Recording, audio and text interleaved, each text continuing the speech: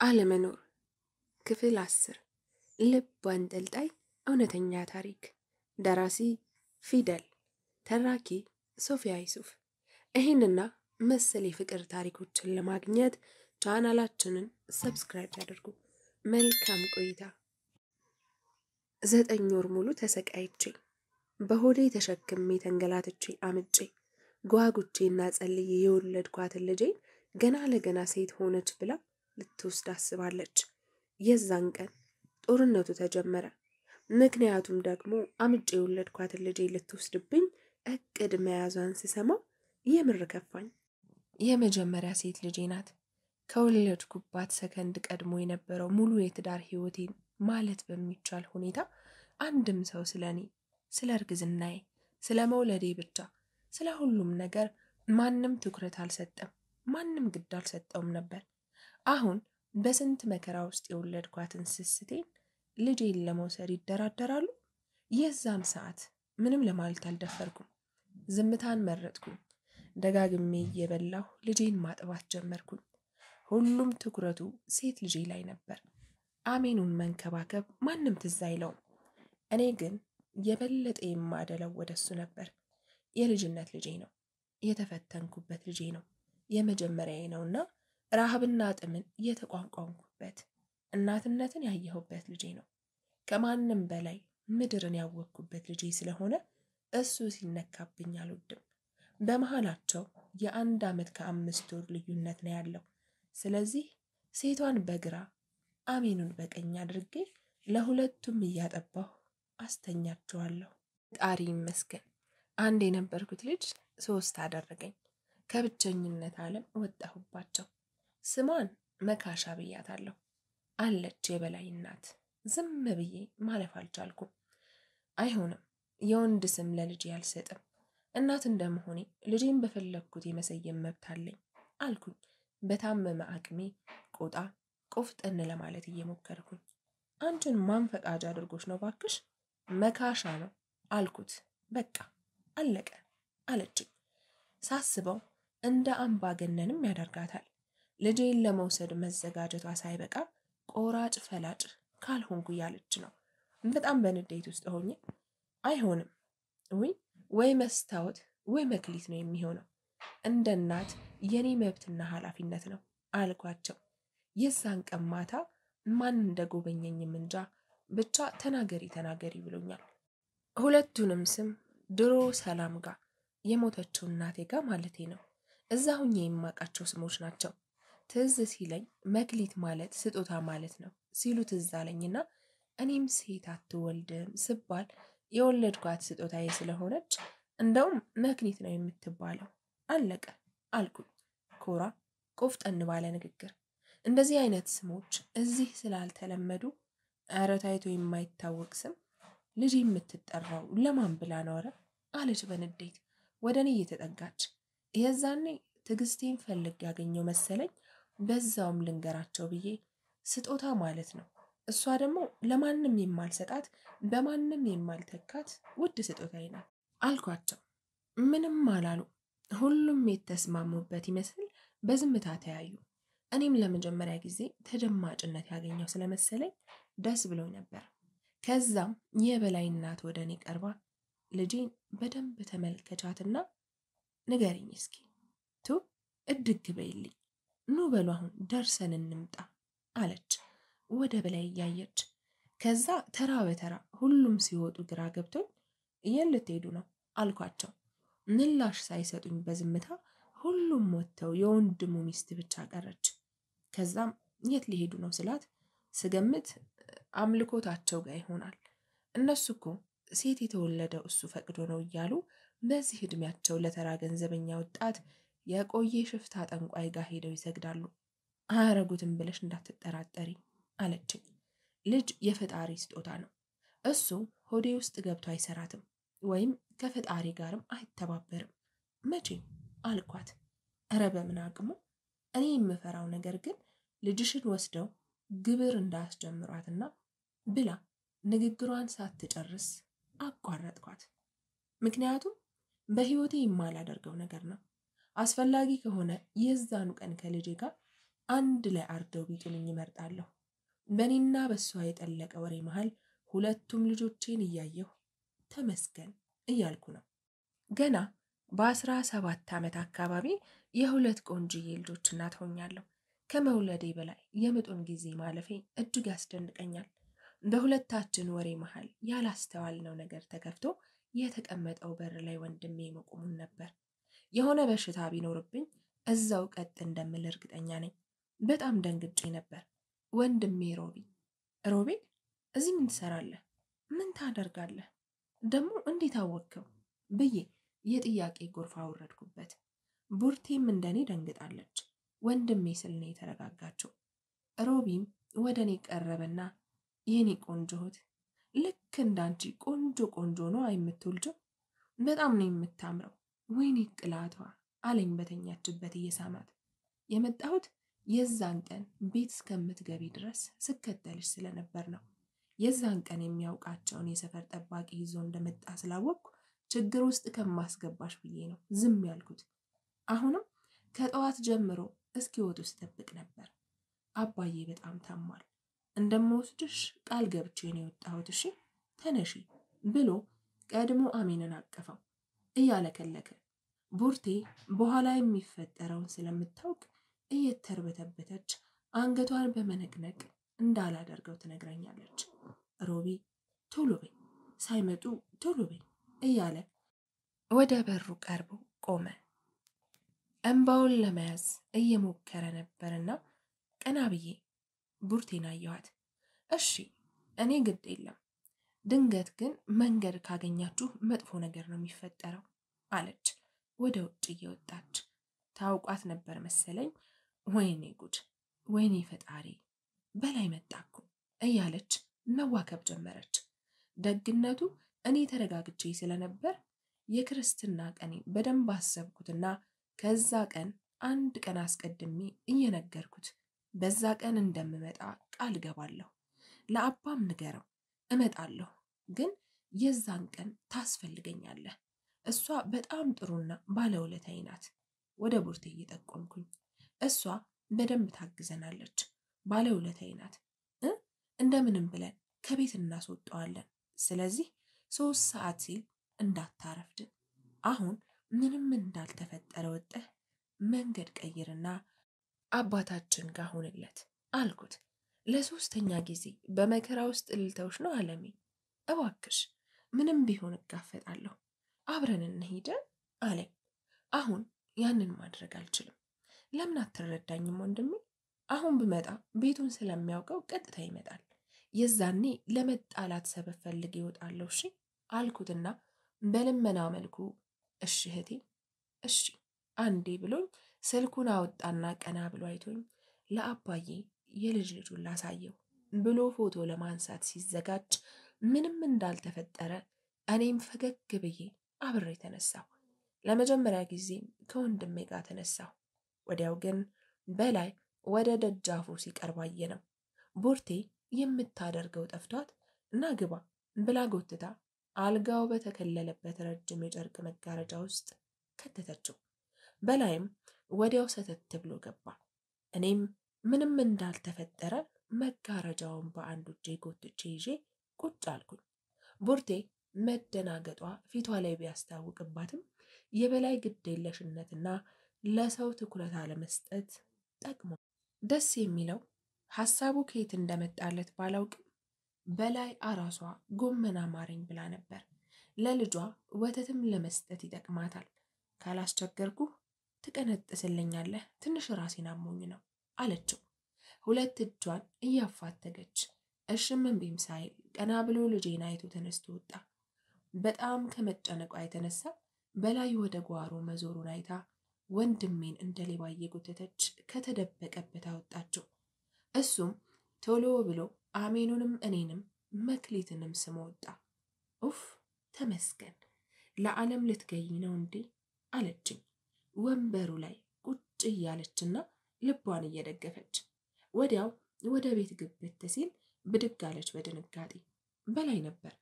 የሆነ ሰው ከዚህ ወጣ እንዴ አለ ወደ ውጭ እየጠቆመ።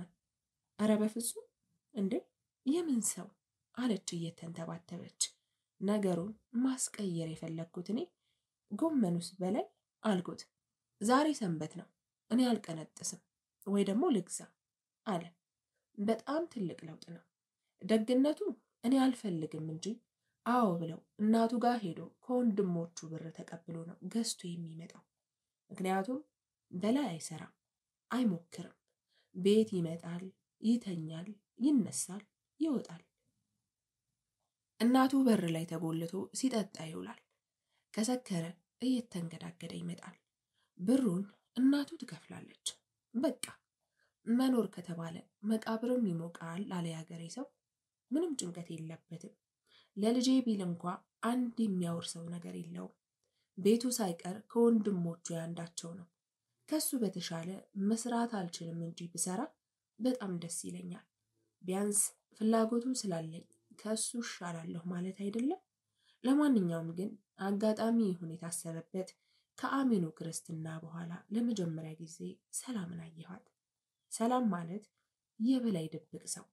ዛሬም እንደ ሁሌው ቤቶች እያለች ስትገባ ከተቀመጠበት ብድግ ብሎ ወጣ። እኔ እንደሌላው ጊዜ ልንሰፈሰፍላት አልፈለግኩም። አሁን ላይ ልቤ ይጠረጥራታል። የደበቀችኝ ነገር እንዳላውቃለሁ። በዛ ላይ በህይወቴ ውስጥ አንድ የሚመጣ አንድ የሚሄድ ሰው አስጠልቶኛል። ከእናቴ በኋላ ሰላማዊ ሰው መሆን ፈልጋለሁ። ታውቃላችሁ፣ አንዳንዴ በእናቴ መሞትና ስትሞት ባለማልቀሴ በጣም እናደዳለሁ። አንዳንዴ ደግሞ ኖራስ ምን ልትጠቅመኝ እያልኩ እጽናናለሁ። ብቻ ግን ይችኛዋ ሰላምም ከዓመት ከምናምን በኋላ ቤቴን ረገጠችው። አንዳንድ ወከባዎች ተፈጥረው ሲመሽ አክስቷ ጋር ልትሄድ እንደሆነ ነግራኝ ወጣች። ልክ እንደወጣች በላይ ገባ። እኔ ምለው ለምንድነው ሰላምን እንደዚህ የምትፈራት አልኩት በደፈናው። እሱም ለመመለስ ፍላጎት ሳያሳየኝ እናቱ መረቅ ስጋ ምናምን ሰርታ ይዛ መጣች። የገና ጾም ስለነበር አመሰግናለሁ ግን አልበላም ስላት እሪ አለች። ከዛም በግድ በላሁና ልጄን ማጥባት ጀመርኩኝ። መቼም አዛዥ ናትና ለራሷ የበላይ እናት በዛ ምሽት ቡና ይፈላ ብላ ትዕዛዝ አስተላለፈች። የፈረደባት ቡርቴ እሺ ብላ እሳት ማቀጣጠል ጀመረች። ደጃፍ ላይ ነበረችና ስታወራ ሰምቼ ማን መጣ እያልኩኝ ሳስብ ሰላም ሰተት ብላ ገባች። የበላይን እናት ስትመለከት ግን ክው ብላ ቀረች። ልጄን አቅፋ እያጫወተች የነበረችው እናቱም እየሳቀች ቀና ብላ ሰላምን ስትመለከት በአንዴ ፊቷ ቅይር ብሎ ከተቀመጠችበት ተነስታ አፈጠጠችባት። የሰላም አምባገነንነትና ተፈሪነት በላይ ላይ ብቻ ይመስለኝ ነበር። ለካ ሁሉም ላይ ነው። የበላይ እናት አቅፋት የነበረችው ልጅ ለኔ አሳቅፋ ወደ ሰላም ሄደች። ወይ ሰላምዬ፣ ምን ነው በዚህ ምሽት መጣሽ አለቻት። ይህ ማለት ደግሞ በላይ ብቻ ሳይሆን እናቱም ታውቃታለች። የኔ የጥርጣሬ የመጨረሻ ቀን መሆን ነበረበት። ሰላም ብላ ትጨርሳ ስትቀመጥ ጠበቅኩኝና ሐሳብ ሰብስቤ እኔ ምለው ግን ሰላም እንዴት ይሄንን ቤተሰብ ተዋወቅሽ? ለምንድነው በዚህ ልክ የምትከበሪውና የምትፈሪው አልኳት። ያልጠበቅኩት ንግግር ነበር መሰለኝ። ሁሉም ደንግጠው ይሁን ባላቅም አፈጠጡብኝ። ፍጥጥ አድርገው አዩኝ። ትንሽ ዝምታ ሰፈነ። ቀና ስል ሰላም በግርምት እያየችኝ ቆይታ ጉሮሮዋን ጠራርጋ እንዴ ለዓለም ምን አስበሽ ነው? ቆይ ምን ጠርጥረሽ ነው አለችኝ በግርምት እየተመለከተችኝ። እረ ምንም አላሰብኩም። ለሰው ክብር የሌለው ሰው አንቺን ሲያከብርሽ ገርሞኝ ነው አልኳት። ታላቁ ስለሆንኩ ነው አለችኝ። ወይ እህቱ ነሽ እንዴ አልኳት፣ ትክክለኛውን ለማወቅ እየፈለግኩ ስለነበር። ምን አልሽ አንቺ አለኝ በላይ ከመቀመጫው እየተነሳ። ሰላምም ገልመጥ እያደረገችው አዎ ያክስቱ ልጅ ነኝ፣ ታላቁ ስለሆንኩኝ ያከብረኛል አለች ነገሩን ለማረጋጋት እየሞከረች። የበላይ እናት ቀጠል አድርጋ አንቺ እኮ የእህቴ ልጅ ብቻ አይደለሽም ሰላምዬ፣ የሰፈሩ ሰው ሁሉ ልጅና እህት ነሽ። ሁሉም የሚታዘዝልሽ ስለሚፈሩሽ ሳይሆን በጣም ስለሚያከብሩሽ ነው እሺ አለች አቅፋ እየሳመቻት። ከዛ ወደ እኔ ዞር ብላ ለሰው የምትታዘዥው ስታከብሪ ነው። ሰላምዬ እዚህ ሰፈር ያሉት ሁሉንም አክስቴ ነው የምትለው። ከከተማ ተምራ እዚህ መታ በነፃ ሰዎችን ታክማለች፣ ትረዳለች። በጣም ጥሩ ሰው ናት። አንቺም ልታከብሪያት ይገባል አለች። እውነት ለመናገር ከሆነ ያልጠበቅኩት ምላሽ ነበር። ሙሉ በሙሉ ያሰብኩት የሆነ ወይ የእድር እጮኛ ወይ ደግሞ ከዚህ በፊት የተጣላት ብቻ ሌላ ነገር ነበር የጠበቅኩት። በቃ ለምን እንዳስደሰተችኝ ባላውቅም እንደዛ መሆኑ ደስ ብሎኛል። ግን እኔ ራሱ ምን አስቤ እንደዛ እንደጠበቅኩ ባላውቅም ካለፈ በኋላ ሳስበው ያናድደኛል። ደስ የሚለው ሰላም ትረዳለች። ነገሩን ቀለል አድርጋ ፈገግ ብላለፈችውና የበለጠ ለማስቀየስ ሳስበው መሽቷል ብዬ ፈርቼ ነው የተመለስኩት። እናንተ ግን ምክሬ ስለሰማችሁ ደስ ብሎኛል። እዚህ ተሰባስባችሁ አብራችሁ መሆናችሁ ደስ ይላል አለች በፈገግታ ተሞልታ። ከዚህ በፊት አብረውኝ እንዲሆኑ ነገራቸው ነበር ማለት ነው። ይገርማል። ችግሩ ግን ጉዷን አላወቀችም። እነሱ መሰብሰቡን ፈልገውት ሳይሆን ሴት ልጅ ፍለጋ ነው የተሰበሰቡት። ከዛ ቡርቴ ቡና እያፈላች እኔ መጣልኝን እየበላሁ ሰብሰብ ብለን ስናወራ መሸን። የዛን ሰዓት ብቸኝነት ምን አይነት ቀፋፊ እንደሆነ ነው የተረዳሁት። ምክንያቱም ከሰው ጋር ሰብሰብ ስትሉ የሆነ ደስ የሚል ስሜት አለው። ለኔ ጠቀሙኝም አልጠቀሙኝም ስናወራ ሙሉ ሐሳቤ እነሱ ጋር ነበር። እስከ ዛሬ ግን ብቻዬን ስሆን በጭንቅላቴ ውስጥ የሆነ ያልሆነውን እያሰብኩኝ ከብቸኝነቴ ጋር እየተነጋገርኩ ነው የምውለው የማመሻው። ሰው በጣም አስፈላጊ ነገር ነው። ከልቤ ሳኩትም ከሰው ጋር ስሰበሰብ ነው። የዛኔ የወለድኩበት ቀን ስለሆነ ይሆን ወይ ደግሞ ሰላም ስላለች ባላውቅም የተለየ እንክብካቤ ነበር። ምን አለ ሁሌ እንዲህ ቢሆን ብዬ ተመኘው። አልጋ ላይ ሌላ ሰው አይተኛም ተብሎ እኔና መክሊት ብቻ ነበር። ከዛ አሜኑ ሰላም እንዳቀፈችው እንቅልፍ ወስዶት ስለነበር አምጥታ አስተኛችው። ከዛ ባለቤቷ ስለሆነ ይመስል በላይ አብረሃት ተኛ ተባለ። ሌሎች አንጥፈው ተኙ። ችግሩ ግን እንደ ሁልጊዜው ጠዋት ቁርስ ከበሉና ቡና ከጠጡ በኋላ ውልቅ አሉ። የከበበ ሲሄድ ያጀበ ሲበተን ቀና ብዬ ሳይህ አላጣህም አንተን ነውና ነገሩ። ፈጣሪ እንደማይተውኝ እያሰብኩኝ ተበረታታሁ። ከሰዓታት በኋላ ቡርቴ አጥሚትና ምግብ ይዛልኝ መጣች። ከዛም አቅርባልኝ መብላት ጀመርኩና አሳስቦኝ ስለነበር ቡርቴ አልኳት በሚያሳዝን ድምፅ። አቤት ላለም አለችኝ። የዛን ቀን ትረጅኛለሽ አይደለ? በጣም ታስፈልግኛለሽ። አንቺን ነው የተማመንኩትም እኮ አልኳት በልመናም ጭምር። ግን እኔ እጎዳለሁ እሱን ታውቂያለሽ አለችኝ። በጭራሽ ምንም አትሆኝም፣ እኔ ቃል እገባልሻለሁ ምንም እንደማያስታውቅ ነው የማደርገው አልኳት። እኔ ብላ ገና ንግግሯን ሳትጨርስ በላይ በር ላይ ሲያዳምጥ ቆይቶ ቀጥ ብሎ ገባ። ደንጋጣዋ ቡርቴ ከአልጋ ተስፈንጥራ ተነሳች።